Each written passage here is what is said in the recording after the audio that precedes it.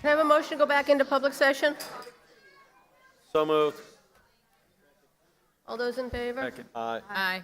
Good evening. Welcome to the Yorktown Central School District Board of Education meeting for March 20th, 2017. Can I have a motion to go into to executive session for the matters pertaining to employment of a particular individual? So moved. Second. All those in favor? Aye. All right, motion to go back into public session? So So moved. moved. Second. All those in favor? Aye. Good evening. Welcome to the Yorktown Central School District Board of Education meeting for March 20th, 2017.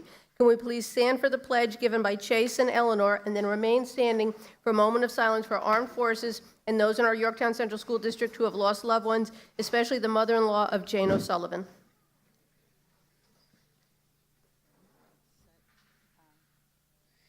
I pledge allegiance to the flag of the United States of America and to the republic for which it stands, one nation, under God, indivisible, with liberty and justice for all.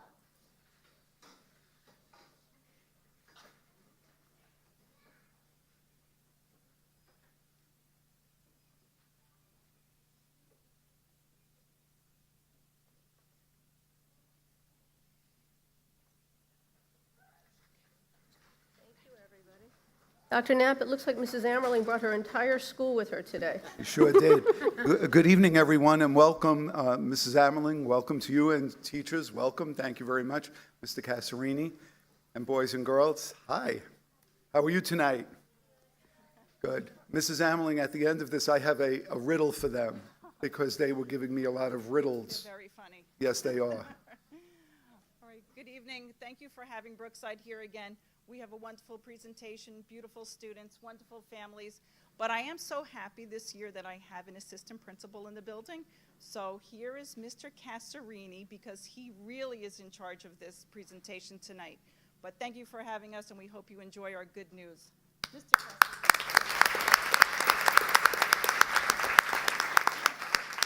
Thank you. Good evening, everyone.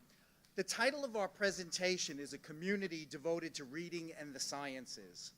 So we're going to show you two fascinating projects involving different academic areas. I really want to stress that both endeavors were true community efforts. The first presentation by Ms. Smith and some of our second grade students will show our One School, One Book initiative, in which the entire school community became immersed in a single piece of literature, Mr. Popper's Penguins, as you can see.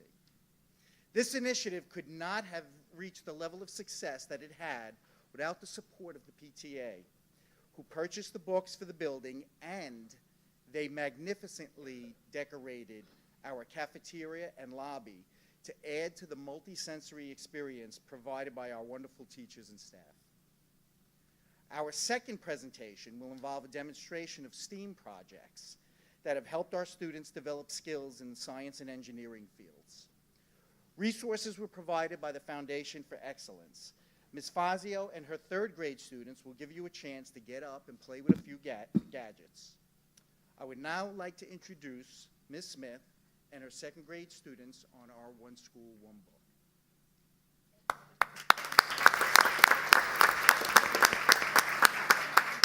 Thank you so much. I just want to say that this was an absolute collaborative effort by the entire school community, and the boys and girls here had a lot of great learning experiences, as well as a wonderful kickoff assembly, PTA-sponsored fundraiser at the ice skating rink to go with the Penguins, and also our closing, culminating assembly from the Bronx Zoo. So here's a little bits and pieces of it you're going to totally enjoy. Go ahead, second graders. Zoe Ellison from Mrs. Dodona's class. Jack Bain from Mr. Richardson's class. Madeline Lankowski from Mr. Richardson's class. Ryan Zhang from Mrs. Dodona's class. Joseph Carey from Mrs. Foley's class. Matthew Hurd from Mrs. Larson, Mrs. Nicoletti's class. Eduardo Ruiz from Mrs. Brancati's class. Sasha Mayo from Mrs. Foley's class. Hannah Ochoa from Mrs. Brancati's class.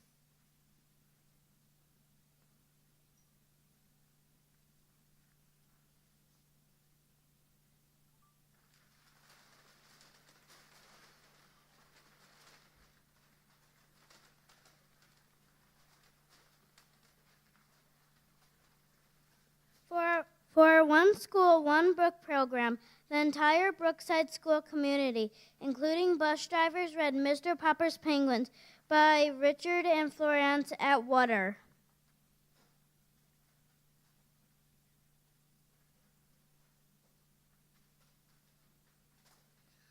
We are here to share our journey with you, where we learned a lot about penguins and participated in many activities.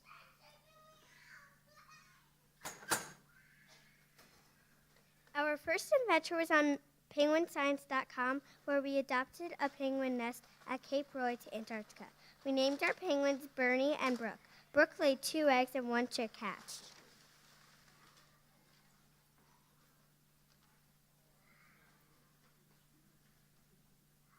Next, we designed a flag to represent our school and mailed it to Antarctica. It went all the way to the South Pole. That's the only place where Adelie penguins live. When our flag arrived at the McMurdo Research Station in Antarctica, the researchers held our flag up and took a picture of it. They even signed our flag and dated it before they sent it back to the U.S. And here it is. We had other very special deliveries.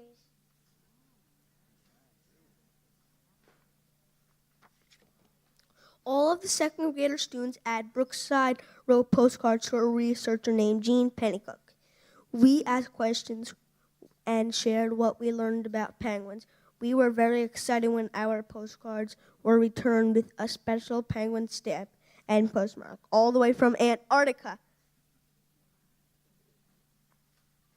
Another special delivery was found at every classroom door. It was a package with a label that read "Keep Cool."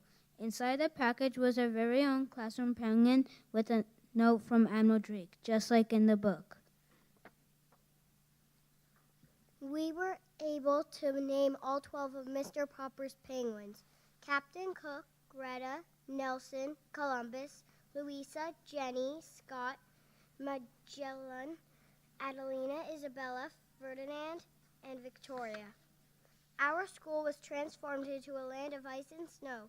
We had many special events, including our final assembly that was presented by the Bronx Zoo called Polar Opposites, where we shared our knowledge of the South Pole and learned all about the North Pole.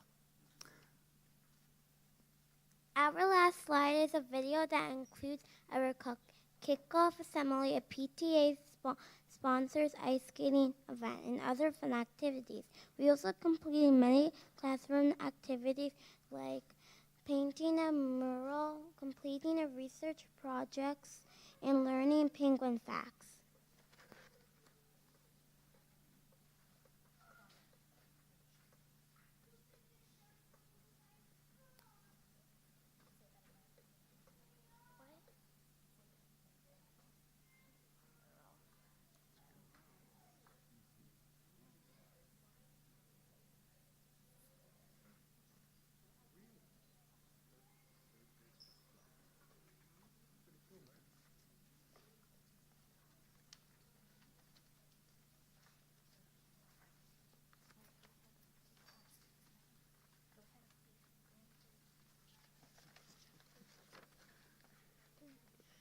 This article is about the emperor penguin.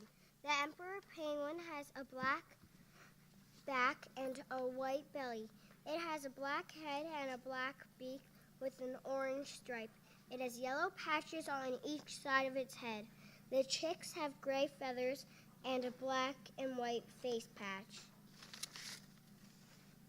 The Macaroni Penguin is a strange name for a penguin. It looks strange too. The Macaroni Penguin has a face and a black chin and a black back. It has a white belly. Their eyes are red. They have long orange-yellow feathers at the top of their head. These birds were named after men called Macaroni who used to wear hats with fancy feathers.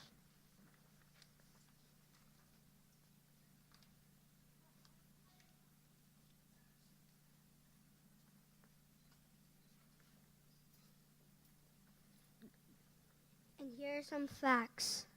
Adelie Penguin, what did they eat? Adelie penguins eat small fish, krill, and squid. Where they live. Adelie penguins live in Antarctica. It is in the southern hemisphere. It is cold. Fun facts.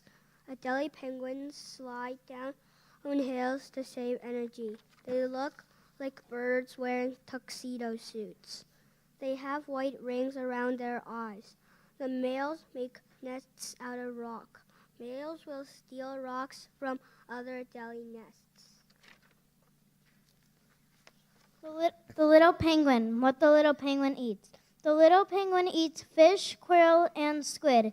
They have some favorite fish. They love sardines and anchovies. Where the little penguin lives. The little penguin lives in Australia and New Zealand. It is cold in both places.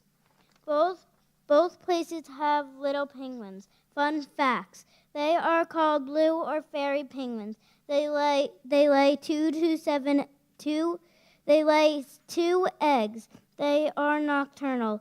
The babies are called chicks.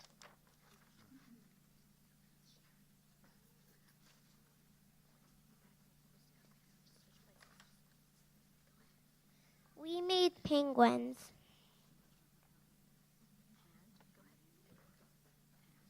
And we also researched penguins and learned about the life cycle.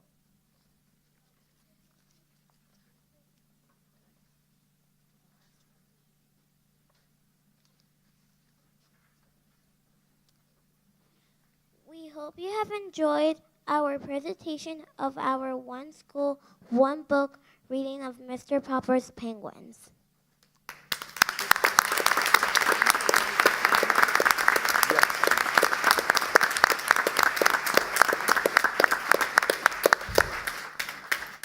Mrs. Smith, before the children go back, let them turn and hold the sign up for the camera.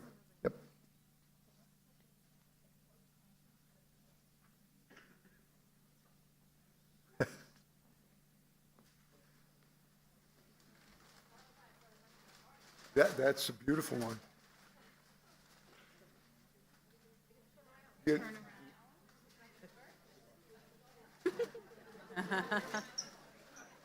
Kind of musical penguins.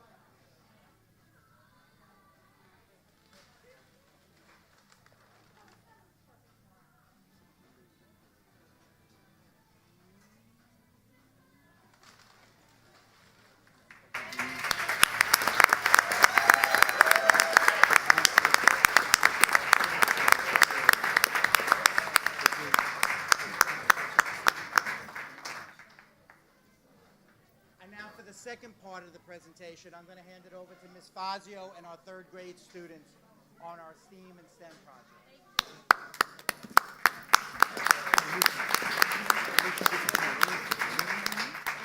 Good evening, and I just want the boys and girls to line up behind me in the 2 rows like we practiced. Okay? I'd like for them to introduce themselves. Before we begin, I just want to let you all know that this was all possible through the Foundation for Excellence, through a grant that Ms. Miller and I were awarded, and we were able to bring this to the 3rd grade classes, and with the support of my colleagues behind me, they were great. Kids love it, and they look forward to these lessons kind of weekly. Okay, I'm going to have the children introduce themselves. Please just pass it on. Just pass it on. Leora Lugassi from Mr. Giatrakis' class. Michael Desiderio from Mrs. Bank's class. Olivia Delgadio from Mrs. Spina's class. Kate Reardon from Mrs. McAleer's class. Jack Mooney from Miss Purper's class. Monet Durrell from Mrs. Concepcion's class. Jamie Yorio from Mrs. Banks' class. Kyan Stanford from Mr. Giatrakis' class. John Gouven from Mrs. Concepcion's class. Chase Reynolds from Mrs. McAleer's class. Patrick Reardon from Miss Spina's class. Eleanor Lee from Mrs. Purper's class. And now we would like for you to hear some of the children's viewpoints as to the lessons that they learned through STEM.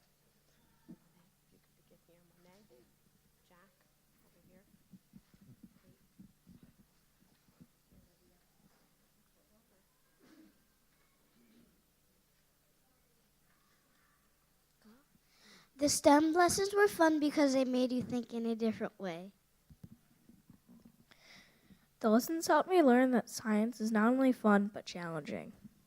It helped me learn by working with the team to get a job done and that everybody has an important role in getting the goal done. It helped me learn because I felt okay to make mistakes and try again to change the plan with my team and learn from it. I love being challenged, and I want to learn more about coding and robotics. I wanted to learn more about water filtration and building stuff that won't break in an earthquake. Thank you. Now, those comments actually came from the children after we did several lessons. And now what we would like to do is that they'd like to demonstrate some of the activities with the kits that we were able to purchase through the grant. So we invite you to come see some of the activities. We have several different things, and I'll describe them. We have ramps and roller coasters. We have cars. We have paper engineering, chain reaction. This is quake safe. Kids learned about, earthquakes and structures. RoboHand and about robotics. And then we have Monet, who will be showing a website that we went on to building bridges and safe bridges and through how well it will withstand an earthquake. So come on up. Monet, I have to put you back on.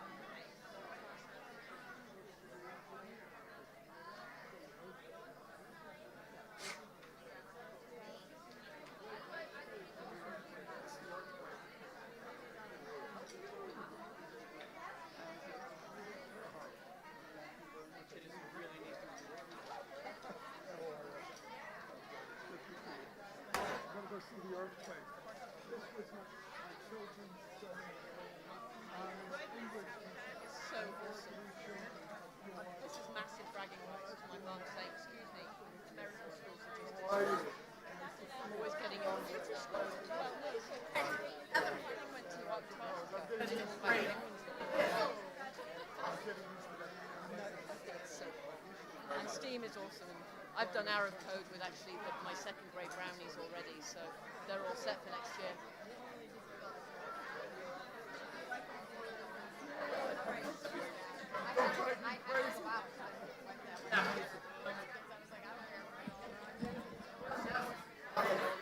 All right, boys and girls, thank you so much. Brookside students demonstrating the STEM activities.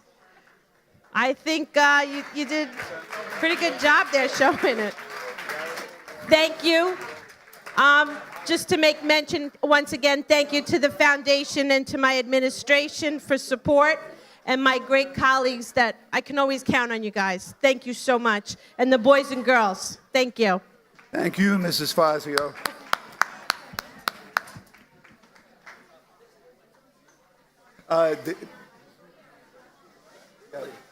The presentation. They adopted to, from Antarctica, wherever they live, and they have a chicken. So, Mrs. Ambling? Yes, right? Maybe, I was like their age, my mother's little penguin Hong Su. So we used to Really? Wow. It's very cool. Yeah, once they go back to Wow. Go home right now. That's all I want to come for is this. That's all I want to come for is good. Someone is high school runs. Jackie, you mind if I say a word to the children? I know. Middle school. After the middle school. Oh. From the high school, but they were on. Matt lost a marble. Good. Hey, get that out of your system. Get it right out of your. We have a lot of weeks ahead of us. All right, while they're getting finished up, I just want to say again, thank you for having Brookside here for Good News. I do just want to make a remark that on the One School, One Book program that we had this year, the entire school, I don't know if you had the opportunity to see the slideshow that was playing during the presentation, but the entire school was transformed into glaciers and ice. We had days where every single member of the faculty and staff were dressed as penguins. So it was quite an enjoyable activity for the students. We had a lot of fun with it. And the teacher that was here tonight presenting, just so you know, that is Eleanor Smith. She is our leave replacement teacher this year in reading, while Miss Ela is out minding her baby. Thank you, Miss Smith.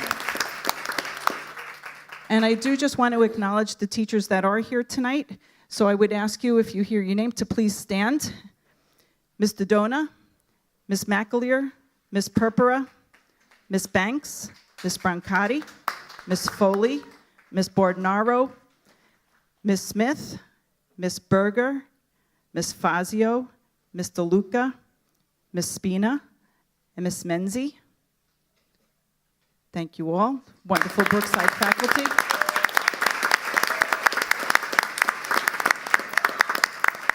So I heard you had a riddle. So Mrs. Ammerling, where are those lovely second graders? So, the second graders, are you still here? Oh, good. Can you come? So, I don't know if you noticed, Mrs. Ammerling, but when I first came in, they all had riddles for me. And I told them a very complicated riddle that Madeline knew the answer to. But I'm not sure how she knew the answer to it. So I'm going to ask the parents if they know this, because this is really a riddle for seniors in high school. And it's based on the play Oedipus, which then will lead to the play Antigone. So I asked the children, because they were giving me so many bright riddles, like, for example, what's the only bug that can't go into the men's room? So, no, you told me that. Well, I know the answer. That was the riddle you told me. I don't want any bugs in the men's room with me. So the answer is ladybug. Okay, that was your riddle. Now I'm going to tell you my riddle. So Now, ladies and gentlemen, this is for you parents because Madeline knew the answer. Go figure. I don't know how she knew it because it's from Oedipus, and you can't read that play until you're seniors in high school. I said, it's not a play for second graders. And you know what Jack said to me? I'm a third grader. Can I know? Can I read it? No, you can't, Jack. You have to wait. So, okay, is everybody listening? So, what crawls in the morning goes on 2 in the afternoon and on 3 in the evening. Crawls in the morning, 2 on the afternoon, and 3 in the evening. Now, you all know because Madeline said the answer. But do your parents know? Do your parents know? Who does? Madeline's mother does. All right, so tell your parents the answer. A person. So explain to your parents why it's a person.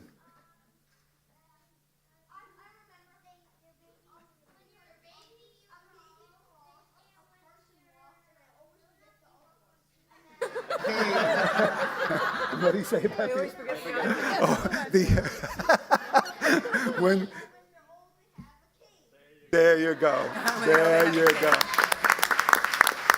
So you know that Mrs. O'Shea and I read the book also, and we enjoyed it very much. And we recorded a chapter, but now I'm going to ask you a riddle based on your book. So I want to see if you know the answer to this. What's black and white and blue all over? Penguin? The little who? Oh, the little blue. Okay, he's right. A penguin falling down the stairs. Black and white and black and blue. I tried. And third graders, you were wonderful. I absolutely loved your presentations. Your STEAM presentations were great. And because I always like to make everything full circle, I want to tell everybody something. There's a lady here today who's somebody's grandmother, and her name is Mrs. Nowak. Mrs. Nowak, you wave to everybody. So Mrs. Nowak. So just so that you know, because I always like to do things full circle, when my children were going to school many years ago, Mrs. Nowak was their 7th grade honors English teacher. And they loved Mrs. Nowak. And you know how I know they really loved her? Because my oldest son is an English professor, and he attributes his love of English Mrs. Nowak, his 7th grade teacher.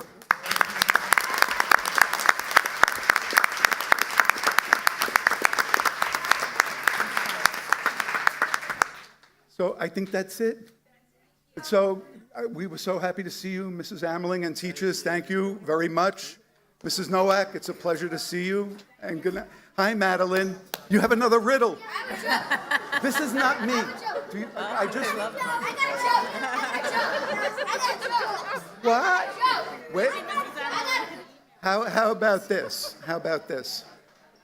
I'm going to come to visit your school tomorrow, and then I'll hear all the jokes you want. How's that?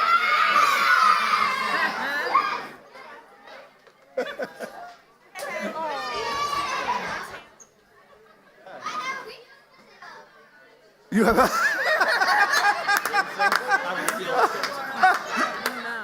Oh, no. All right, so how come I come on? I'll come on Wednesday.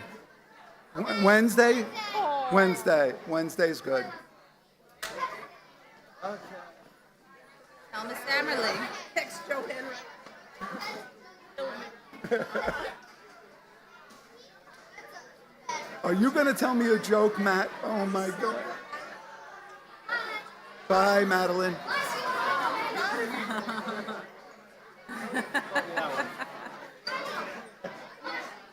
Okay.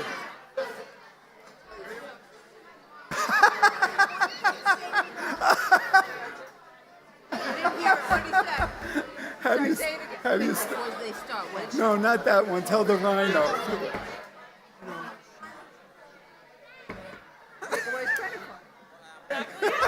I didn't know the answer. I stopped right over the Hi, how are you? Oh, I'm going to come and see you on Wednesday. No, you Wednesday. I'm coming on Wednesday. Good night, guys. Is there anybody here who would like, for public comment, speak on agenda-related items only? No? Okay, I'm going to ask for a point of order and switch a couple things around on the agenda. Please do. We would like to bring our search consultant appointment up next, if possible. We'd like to introduce the community to the consulting firm that we have chosen to help us with the search for our new superintendent. We are bringing in Strategic Educational Advantage.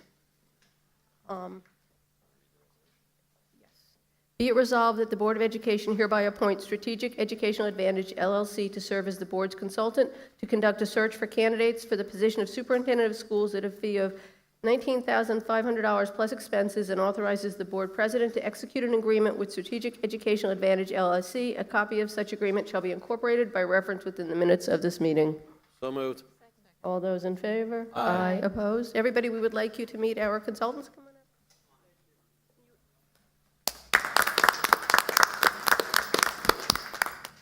Thank you so much, Madam President. My name is Dr. Michael Kushar. I'm half of the firm of Strategic Education Advantage, and I'm thrilled personally to do this search.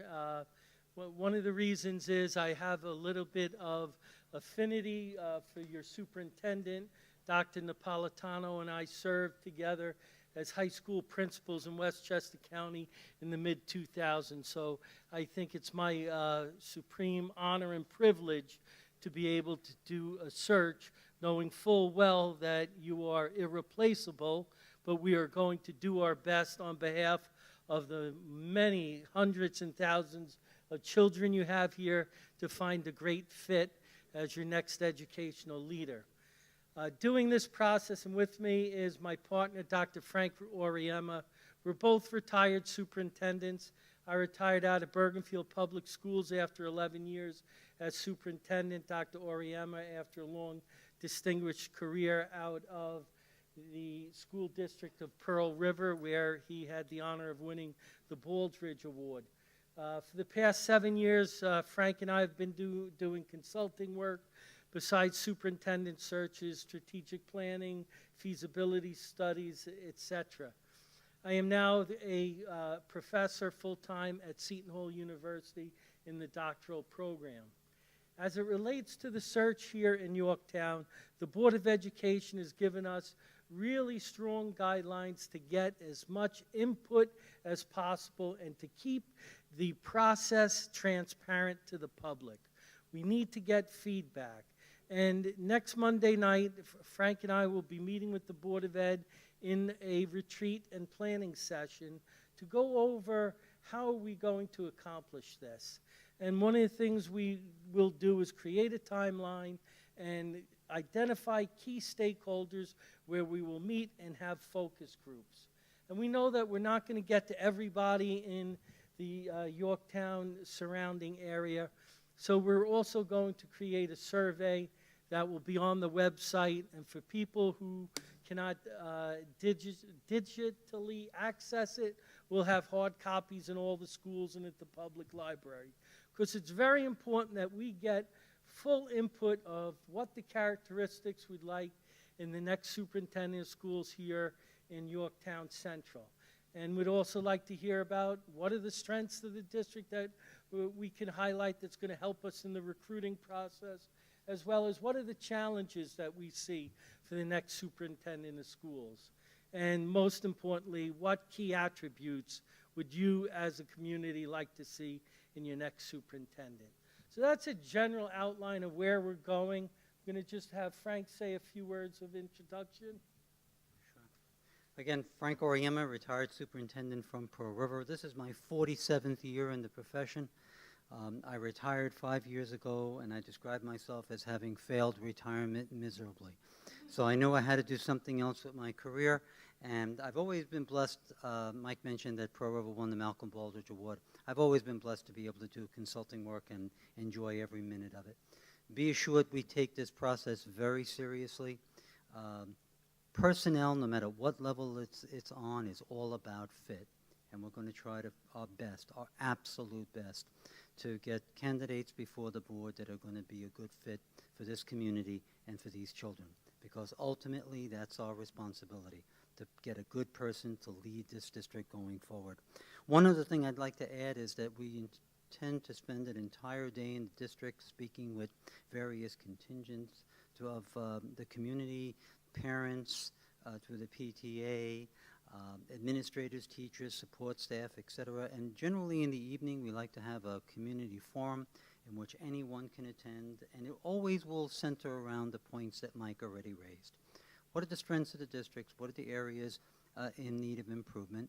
And lastly, what are the characteristics you like in a new superintendent? So you have our word. We're going to be working hard for you and the kids. Thanks so much.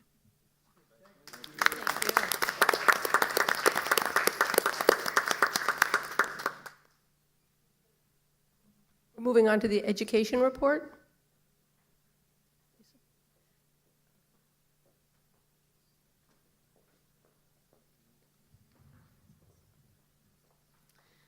So good evening. As you're aware, we continue to look at our programs, our students, and our best practices over time. Over the course of the last 2 years, we have engaged in conversations regarding the middle school math sequence, particularly the start of advanced math, which currently begins in grade 6. Throughout this presentation, you'll probably hear us using advanced math or accelerated math interchangeably. This evening, we'd like to give you an overview of the typical math student, some history about the YCSD Advanced Math Program, some challenges presented by our existing sequence, and our plans for moving forward in 2017-18.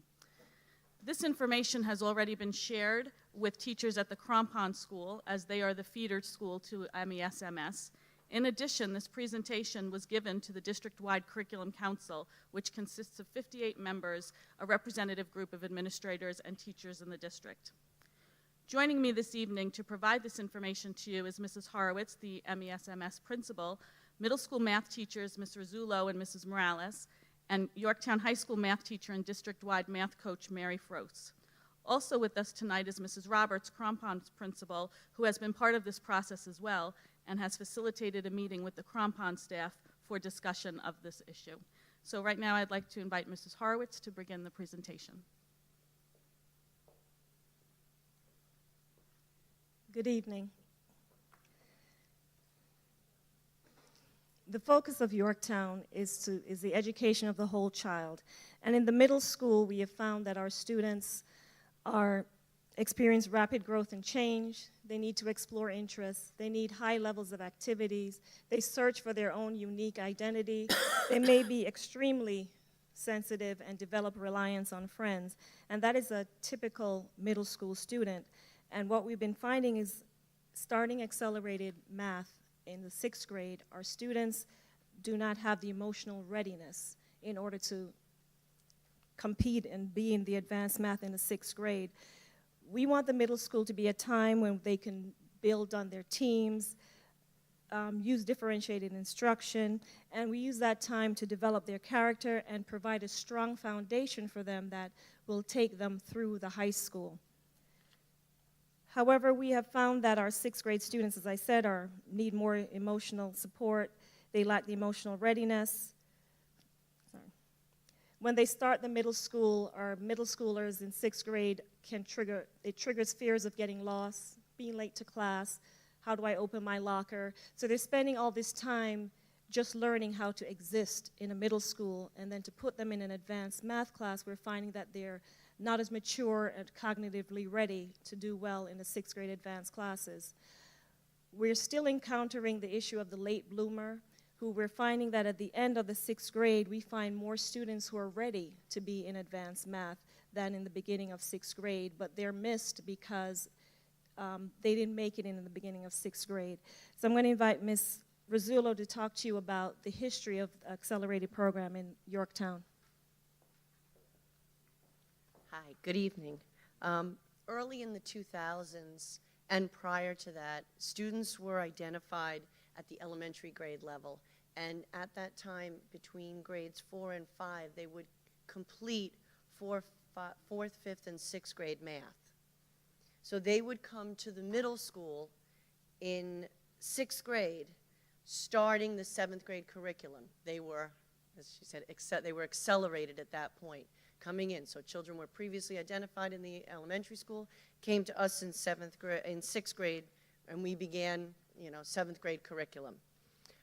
There were a lot of issues with this. Some of the students that were identified in the 4th and 5th grade were above their peers computationally. They were math whizzes that way, but they didn't develop the higher level thinking skills to be successful in the advanced math program in 6th grade. And then by the end of 6th grade, you had students not previously identified that bloomed mathematically and were not in the program. So these students mathematically matured and were capable of moving into advanced class. So these students that were identified had to make up a year's worth of math over the summer and then went into the 7th grade advanced class. So now they're doing a year's worth without the formal instruction. Around 2005, to be more inclusive, we screened all 5th grade students for possible advancement. These students who qualified worked on 6th grade topics over the summer on their own and joined the accelerated or the advanced class doing 7th grade math in 6th grade.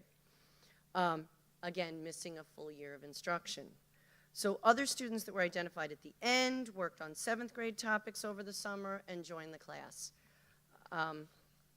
Starting in 2010, we began the transition of 4th and 5th grade doing enrichment only. These students were not accelerated. They weren't doing a year ahead. They were doing an enriched program, broader, deeper into the subject matter. Also during this time, investigations was being implemented. So it was a smooth transition at that point. All students continued to be screened between 5th and 6th grade for placement into 6th grade advanced math. Our goal was to be inclusive in this process, giving students an opportunity to try acceleration. 6th grade advanced class currently covers all of the 6th grade curriculum, covers most of the 7th grade curriculum. We cover about 4/5 of the 7th grade curriculum. Then students go to 7th grade advanced class, and they cover the rest of 7th grade, all of 8th grade, leading them into 8th grade, where they take the algebra regents, the first year of high school math. We've had a great deal of success over the year with each change. Each time it's been a good reason to move it, to make the change, and I think we're ready for the next one to lead to a better and more accurate placement of students. So as we were looking into the issues, we went back and we did a survey, and I surveyed 25 Westchester school districts, and of the 25, 17 of them begin acceleration in the 7th grade. 3 of the schools do compact education, which basically means they fit 6, 7, and 8 into 2 years, and everybody takes integrated algebra in 8th grade. Regardless of special ed, AIS, anything, they all take integrated algebra in the 8th grade. So that left us with only 5 of our schools in the Westchester district accelerate in grade 6. So we started looking through the Common Core standards, and Mary Froats and Donna are going to share with you some of the research we found from looking at the Common Core state standards. Hi, everybody. Good to see you. Like they've all said, it's been a work in progress, and sometimes we've been going head to head, but we've all decided that we do believe that letting enrichment go to 6th grade will give even more children a chance to be accelerated, and no one will be ahead of anyone else. So that was one of the main reasons why this whole thing began, and Marie is the one who sparked it, is to put everybody on a level playing field. And the evidence does show that the longer that you can have the kids enriched and everybody be at the same place so that everyone has an equal opportunity to be accelerated. So that's really where this is coming from. And of course, the Common Core standards, where they're very challenging and rigorous. So the longer we can hold off for our kids before we start, really getting into the difficult abstract concepts, the longer that they have to kind of just really get really good at all the basics, the better off it is for the kids. Okay. As Mary said, this was not an easy decision, and it caused a lot of angst amongst us. But we made, one of the reasons we're making this decision is because of the Common Core state standards. They are more rigorous, and we just feel that it is our responsibility, especially in 6th grade, to ensure that the students have the foundation they need, not only to be successful in middle school and high school, but also to be successful in college. So studies have indicated that putting acceleration into grade 7 and beyond will help those students achieve that goal. Could you go to the next one? Oh, next one. Thank you. So here's what how we're going to attack this. We're going to start accelerated advanced math in grade 7. And we will condense the curriculum as best we can and look for those overlaps and do what we need to do beginning in the school year of 2018-2019.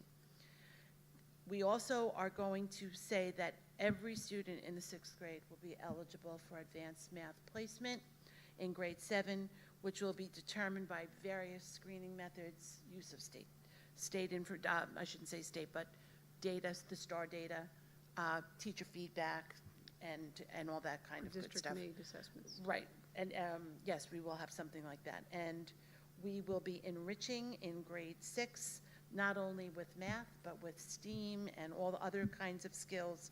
And we just feel that by the time they get to 7th grade, they're used to the building, they're used to being in middle school, and they're going to be more emotionally and academically ready to take on the challenges of accelerated math. Okay.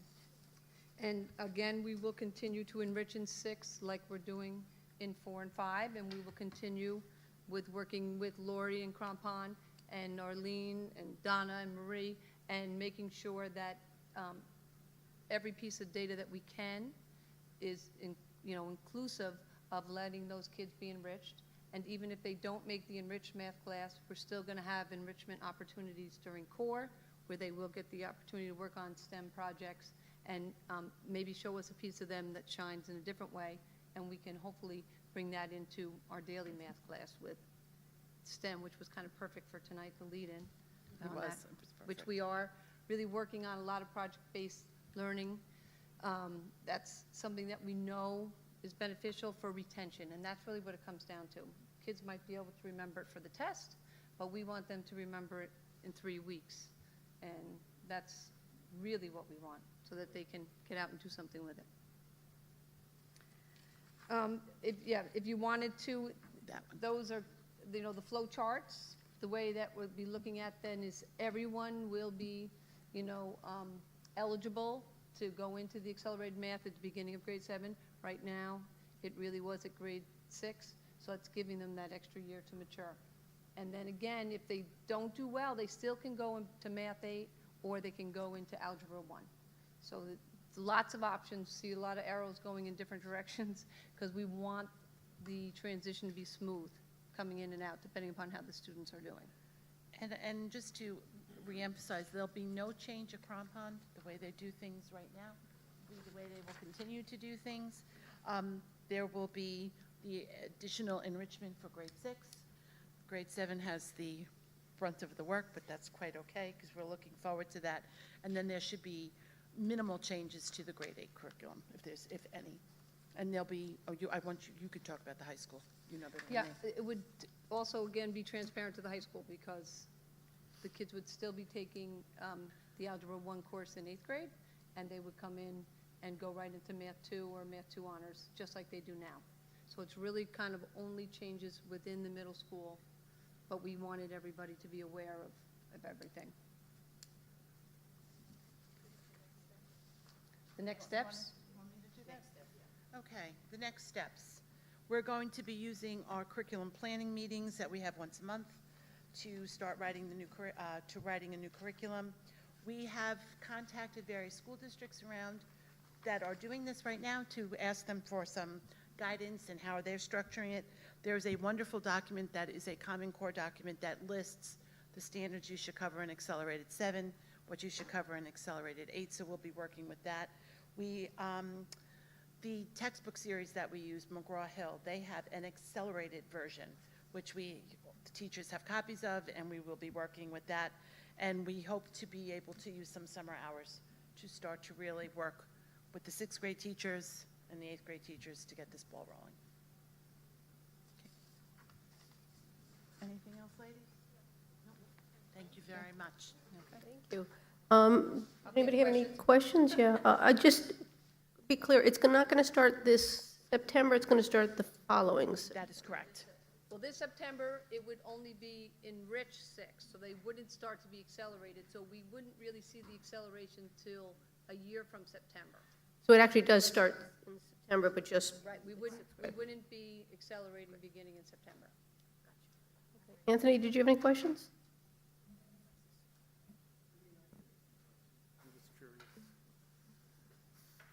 Just to get it straight, and congratulations, that was great. So, in 2000, we did a screening that we're not doing that anymore, 5th graders in compound. Is that it? Well, we went through a couple of changes, and essentially what would happen is these kids were trying to do a whole year's worth of work over the summer. So we knew that had to stop, and so that's why we eventually got to where 4th and 5th were only enriched, and that's been working out great. Okay, so enriched is the same level of mathematics, but deeper, so they can do a much more difficult level of problems, but they're still on the same topics. They're not learning. It's an on-level curriculum. Right, so they're not learning 6th grade stuff in 5th grade. So now we go to 6th grade, and I definitely understand getting lost, and I can't get my locker, and it's brilliant. Exactly. Brilliant. Yeah, exactly. So those kids in 6th grade, they all get a chance to get into an advanced math through their grades in math, or how do they get to advanced Yes, math? so if they're Not excelling a test, during though, is 6th what I grade, want. 'cause everybody, you're saying now, let's say everybody's going into 6th grade. They're all going to, we'll have 2 classes or 3 classes, depending upon however the numbers work out for the enriched, but every 6th grader will be exposed to the same material. So if the kids that are not in the enriched math class are starting to kind of come to the top of their regular classes, then they might say, oh, I've noticed that he started to mature, she started to mature, they're starting to see conceptually what's going on. Is this student would be a good candidate for the accelerated class going into 7th grade. And so yet that student wouldn't miss anything because they would all be getting the 6th grade topics. Were you asking of the screening process? Well, so it was a little different than it was, because we had a screening process in 5th We grade. still will. Now, oh, we still, that was the question, Yeah. right? Still gonna do We still have a everything- screening process. Right, it just allows those kids that haven't matured in 6th grade to get to the end of 6th grade to still have the opportunity to be in it. So we'll still screen all the students between 5th and 6th grade for the enrichment program. Then between 6th and 7th grade, there'll be another round of screening, with the kids all on this level playing field as to who will go into the accelerated program in 7th grade. So, I'm sorry, so the enrichment kids will still have the same math in 6th grade? Is the Yes. difference? They won't have advanced math? Correct. They'll be on the same They'll be playing on level. field, on level, so they get a chance to get Really good at it. really good at it, Solid And they're not foundation. missing anything. which makes sense. Right. Thank you. Christine, did you have Has the criteria and selection process already been established? Is it similar to the system that's already in place to identify students that qualify or are eligible for acceleration? Similar. basically, It's a work in progress. Things have changed over the years as to what we had available to us to the screening process. We used to have, was it MCATs or whatever we used with Iowa, CSIs and everything. We don't have that. We used to have state tests, but we don't have, so what's been available to us has changed over the years, but there's always been a matrix. It's never been one thing. There's always been a combination, including teacher feedback. So we're looking at what's available to us now to make that transition between. And if a child tests in and they're to be enriched socially and academically, but at some point in November or after the holidays, you see that the child has stepped up, has taken extra help, and the motivation is there a possibility to transition them into an accelerated Yes, portion? that allows, we have the fluidity of kids coming in and out. We also will have the availability of a core program. So kids that would be in a core program would have a year and a quarter of math in 6th grade. You know, they've got more, so if they're not in the one enriched class, there's plenty of opportunities, and it's fluid because it's the They're same not level learning curriculum. Seventh grade material, they're all learning Right. 6th grade It material. allows us a little more flexibility in 6th grade, and it keeps the playing field level. Did I answer your question? Thank you. So I just want to summarize because we're throwing terms out to you. So currently our 4th and our 5th grade students do have enriched math.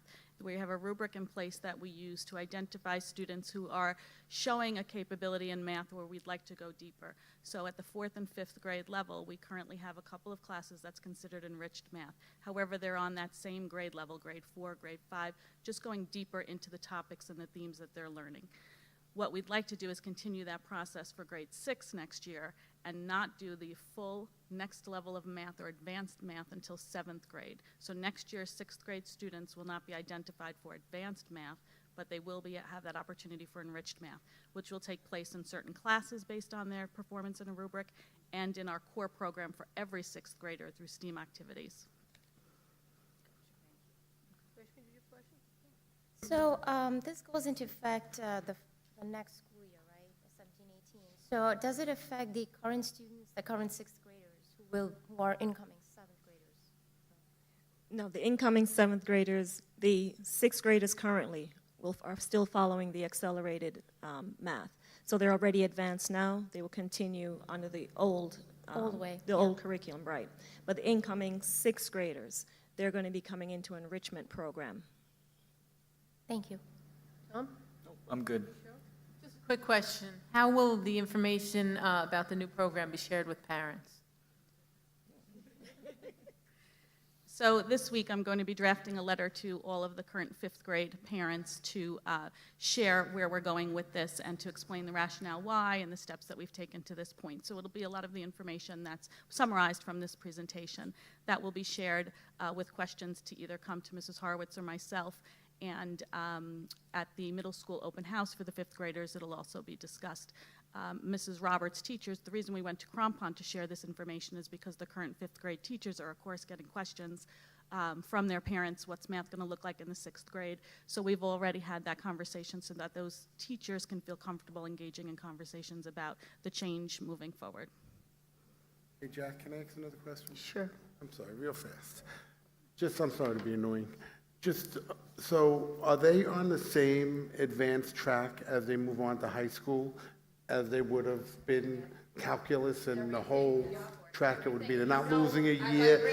Well, I know you. So we tend to keep even having more kids be involved. Love that. Yeah. Good. Thank you. I just want to thank you all because, Mary, you've gone down into our lower grades and you've brought investigations up and you've really worked hard, and I'm glad it's getting to the middle school and everybody is really working together to try and make math and K-12 and really focusing on the students. I want to thank you for that because it really is all about the students. So I want to thank all of you for your hard work on that. Yes.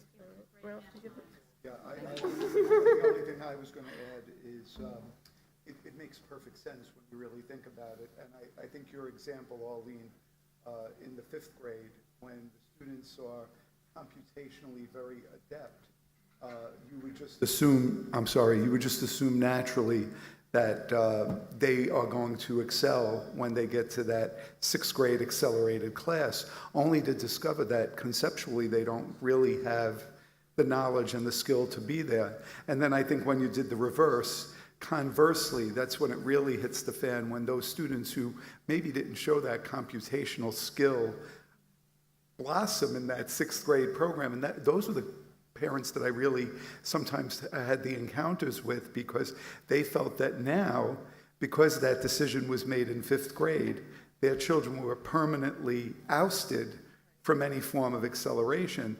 And again, as you said, we try to accommodate in every which way, but the bottom line is no matter which way we accommodated, the children were learning a year of math on their own.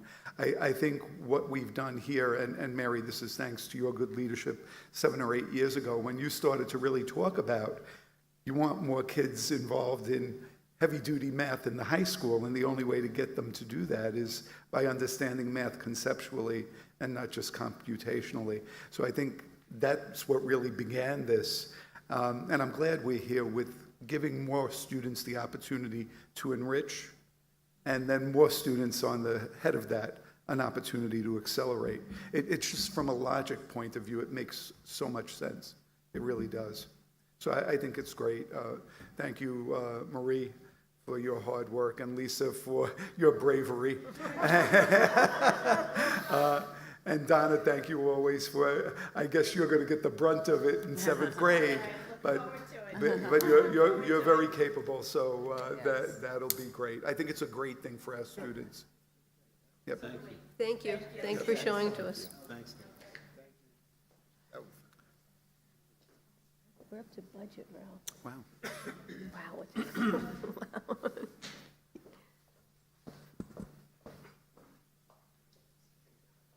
All right, we're going to do the budget now? Yes. So if everybody in the community remembers, this is the 6th of 7 presentations on the budget given by Tom Cole. At the next board meeting, I believe Tom would expect me to do the final budget presentation, and then at the following board meeting, the board will have an opportunity to approve that budget. So Tom, this is 6 of 7. Thank you, Dr. Napolitano. This evening's presentation is indeed the 6th in our 7-part series. The 7th and final presentation, as you mentioned, will be, before the adoption by the Board of Education, will be the superintendent's presentation of the entire budget on April 3rd. After that presentation, the superintendent will turn ownership of the budget over to the board for final determination. So this evening, we're going to begin with a discussion on the state aid picture. As we reported in our earlier debt service presentation, next year's building aid will decrease by approximately $2 million. The debt on bond projects approved by voters in 2001 will mature during the 2017-2018 school year. The corresponding building aid for those projects ends in this current school year. We'll discuss how we propose to handle this reduction in aid in subsequent slides. Transportation aid is expected to decline by more than $200,000, primarily due to the fact that our operating costs are significantly lower than forecasted. Efficiencies in developing bus routes has led to significant budgetary savings. In total, state aid will decline by just under $2.1 million next year. As we mentioned on the previous slide, building aid will decline by nearly $2 million next year. We're proposing the use of the debt service fund, a total of $1.4 million, and an increased contribution from fund balance, an additional $400,000+, to make up the difference. It's not essential under the tax cap formula to use this additional revenue. You may remember our tax cap calculation allowed for a levy increase of more than 2%. However, the board's Financial Advisory Committee has been very clear with their direction to us to keep the tax rate as low as possible. This approach, as proposed, will fill the revenue gap and keep the tax rate increased to a bare minimum. As you can see, total revenue will change by only $160,000. Let's take a quick look at the district's cash reserve position. We ended last school year with total reserves of just over $18 million. We are forecasting that the end of this current fiscal year will result in a very similar reserve picture. We have discussed that we are proposing a total of $2,470,000 from these reserves to be used to reduce taxes, the $1.4 million from the debt service fund and $1,070,000 from fund balance. In prior presentations, we've discussed the proposition that will be on the ballot in May to establish a capital reserve fund that will be used to pay for future capital projects. This fund will allow the district to complete needed repairs and upgrades without having to borrow money and pay the accompanying interest costs. The initial deposit into the fund of $3 million would come from the retirement system reserve. With the employer contribution rate declining in the last several years, it makes sense to reduce this reserve accordingly. In total, if the capital reserve proposition passes, we expect to either draw down, that is, to pay for tax reduction, or reassign, for the purposes of the initial deposit into the capital reserve, a total of $5,504,000 from the current level of these cash reserves. And that is the total picture of revenue and cash reserves. If you have any questions at all, we'll be glad to answer them. Can you explain that last comment again, or just say Sure. that one more time? We're proposing in this budget to use a total of $5.5 million from the $18 million in cash reserves. $3 million, if approved by the voters, would go right into the capital reserve. The remainder of that money, $2,470,000, is being used for tax reduction. That is $1.4 million from the debt service fund and $1,070,000 from fund balance. Okay. Cheryl, did you have any questions? No, thanks, I'm good. Yeah, just one question about the 1.4 million coming out of the debt service fund. That's excess funds that we think are available, that we don't need for servicing our debt?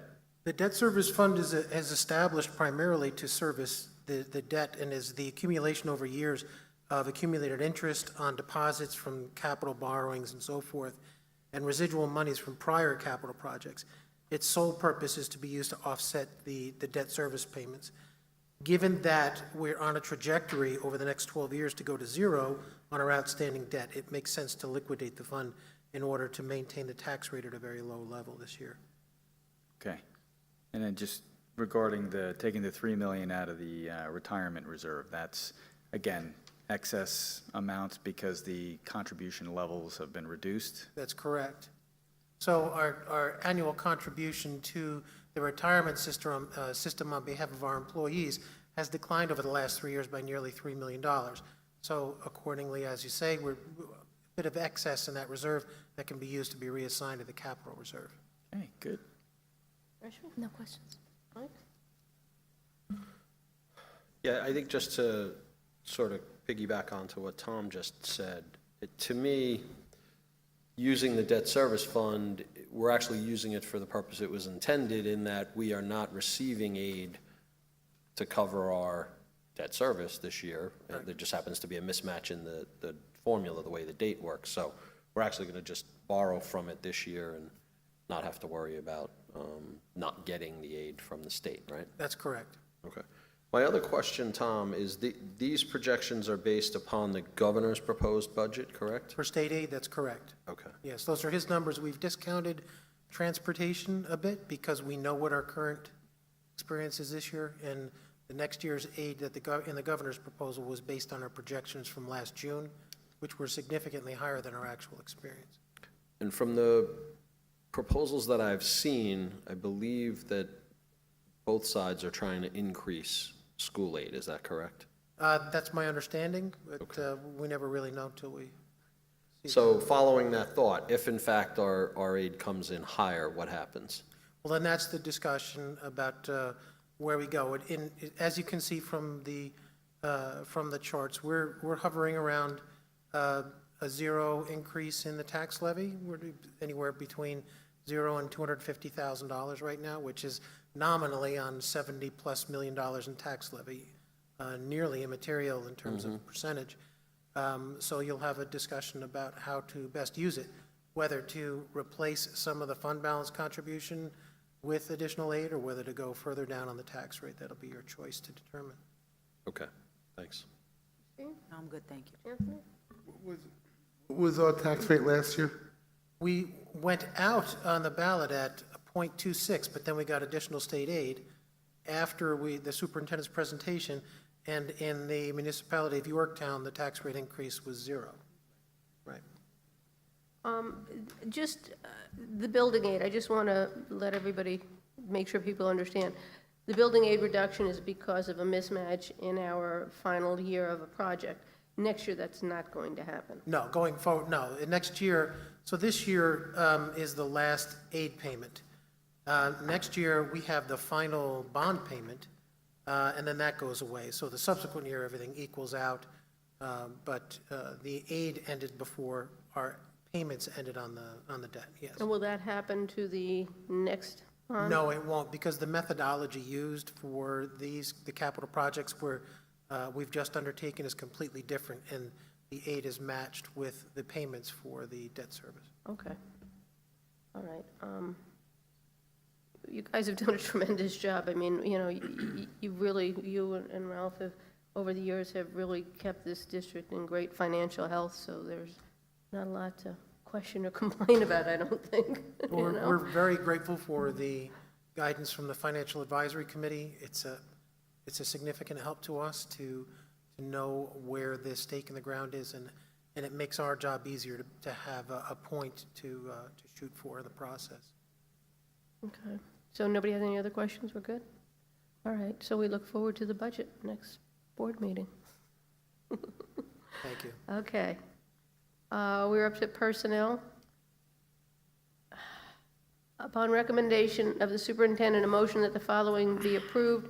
Under certified personnel, we have a seasonal substitute appointment. We have coaches for spring. We have volunteers. Under classified personnel, we have seasonal substitute, and then we have a resignation.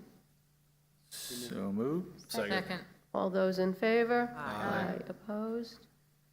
Board action items, I have a motion to approve the minutes of the January 30th, February 6th, February 13th, and February 27th meetings. So moved. Second. All those in favor? Aye. Opposed? Treasurer's report. Motion to approve the treasurer's report for February 2017. So moved. Second. All those in favor? Aye. Opposed? Claims audit, motion to approve the claims audit report for February 2017. So moved. Second. Discussion. I'm really liking his spreadsheets. He does a phenomenal job. He really does. We really are understanding where everything is going and how it's being adjusted and fixed, so He adds a lot of value to what we do. yes, he does, so thank you very much. All those in favor? Aye. Opposed? Extra classroom activity, a motion to approve the extra classroom activity report for February 2017. So moved. Second. All those in favor? Aye. Opposed? Health and welfare, a motion to approve a contract for health and welfare services provided to resident pupils attending non-public schools in other districts for the 16-17 school year. This is for Rye and White Plains. So moved. Second. All those in favor? Aye. Opposed? We have PIPS, a motion to approve the following Yorktown Congress of Teachers professional improvement proposals below. So moved. Second. All those in favor? Aye. Opposed? A motion to arrange the following special ed placements as of March 20th, 2017. So moved. Second. All those in favor? Aye. Opposed? And then gifts, grants, and donation, a motion to accept with gratitude for Crompond and author visit Michelle Cuevas, funded by the Crompond PTA, and to the Yorktown High School, 45 pairs of Nike breakaway shorts from an anonymous donor for the lacrosse team, and $880 cash donation from the Huskers Club for the balance of the Yorktown High School scoreboard installation. So moved. Second. All those in favor? Aye. Opposed? Thank you all very much. We're up to public comment. Anybody wishing to speak? We're up to board comment. Cheryl? No, I just think Brookside did a great job, and I think that the STEM projects that the students were working on were wonderful and really gave them a great introduction into, you know, the path that we're trying to pave with STEM, STEAM, and integrating technology and engineering and math and everything. So I think it starts very young, but I think it's very beneficial, and it really has piqued their interest at a very young age. And I think it's a great program that they've implemented and integrated into their daily schoolwork, and it's a lot to integrate that, but they've done a phenomenal job doing so. Tom? Well said. Rashmi? I'm good. Mike? Yeah, I thought it was a fun presentation. I enjoyed it. Yes. I also, if it's okay with you, I wanted to Go ahead. provide a little clarity around Right the search committee. So we had a subset of the board, just so everyone understands the process we went through to get to hiring SEA, Strategic Educational Advantage. We had a subset of the board that met. We originally were supposed to meet with 3 different levels of search firms. We had a large firm, we had a very small firm, and we had a medium firm. We met with the large firm, interviewed them, got their proposal. The small firm backed out, was unable to meet our needs in a timely manner. And then we met with the 2 gentlemen that were presented tonight. Throughout, we had some very specific requirements that we were looking for. We were very clear that we needed a firm that was going to be able to meet our timeline. which is, in their words, a little condensed. And so we felt that between the attention that this group was going to be able to provide Yorktown and the background that they had and the relationship that we were able to establish in that first meeting, that they were a good fit. So I just wanted to kind of give everybody the background there.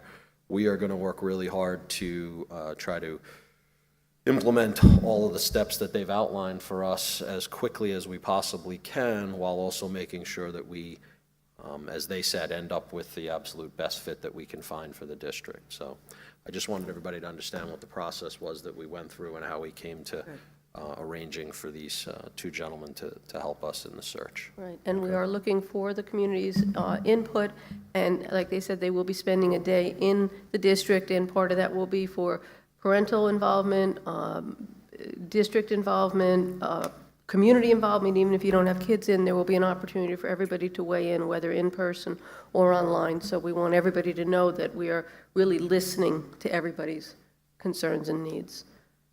Christine? I'm good, thank you. Anthony? I'm good. Ralph? Just a couple of quick things.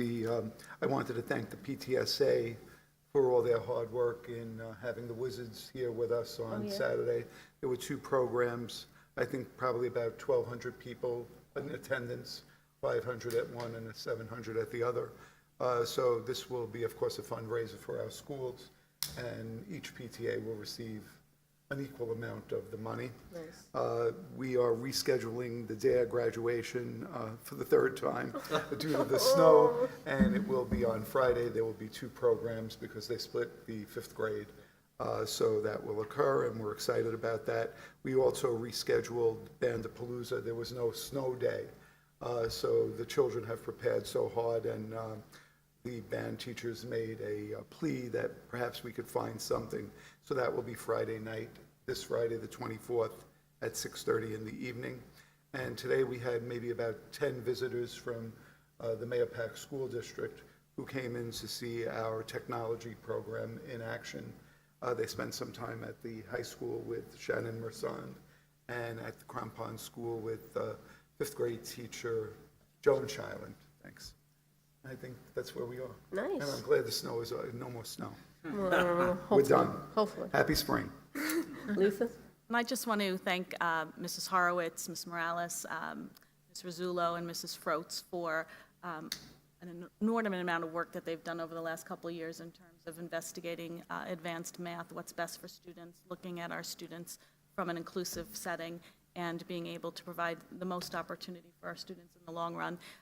They really put a lot of effort into this, and it was something that was really carefully thought of. And also want to thank Mrs. Roberts. She was very helpful to us in sharing this information with the Crampon teachers, as well as eliciting some feedback from them regarding this change moving forward. So it was a very nice process, and I thank them all for their support. Thank you. Tom? I do want to thank Dave Paganelli from the town of Yorktown, whose highway crew came here and helped us out tremendously with snow removal. Brought in a huge $400,000 piece of equipment to move snow that we couldn't possibly have moved with our own equipment. As you know, this organization and the town's governing body have tried very hard to work cooperatively, and it was on display this week, and we owe them a debt of gratitude for the work they did for us. Great. Well, thank you very much, too. But we also have to thank Dennis Verbois and his crew, because that was a lot of snow they had to move in order to get school open, and they did a yeoman's job, even if they couldn't move all of it. So we're very blessed. Started early every morning and stayed late every night, so it was really great. Yeah. And I was trying to tweet Mr. Paganelli a thank you, because Tom sent me a photograph of the, I want to go through. All right. Okay. I was so disappointed. They're still moving snow right now, by the way. The Dennis Verbois crew has been out there on the fields all day Saturday, all day today, and they're doing their best to get the spring sports underway. So they are doing a tremendous job on very little sleep. Well, we're very fortunate that this is a wonderful district that works collaboratively. You could see it from the presentations from the elementary school, from the middle school, from their thoughtful presentation. It's all student-directed, even the facilities people working to get the kids back on the field. So we thank everybody for their hard work. And also the number of teachers that show up, you know, it's always amazing to me to see how many of them will come support the students when clearly they don't have to be here. They're not under any obligation, but it's important for them to be here because they want to see the students succeed, and they want the students to know that they're there cheering them on. And I think that's very nice. They were so cute tonight. Yeah, on Wednesday, I'll be listening. If you're looking for me on Wednesday, I'll be at Brookside listening to jokes and riddles. In second and all day. third grade. Second and third grade. You created a monster. That's where I'll be. All right, can I have a motion to adjourn? So moved. All those in favor? Aye. Opposed?